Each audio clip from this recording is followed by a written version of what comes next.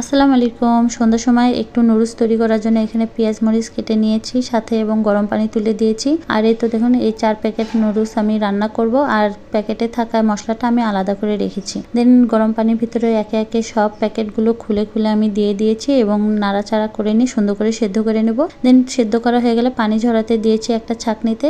এরপরে কিন্তু একটা কড়াই তুলে দিলাম, কড়াইটা ফ্রি হিট করে দেন ওর ভিতরে আমি তেল ঢেলে দেব। তেলটা দেখুন কত গরম হয়ে আসছে, এবং গরম হয়ে গেলে এরপরে আমি কেটে রাখা পেঁয়াজ মরিচটাও ঢেলে দেব।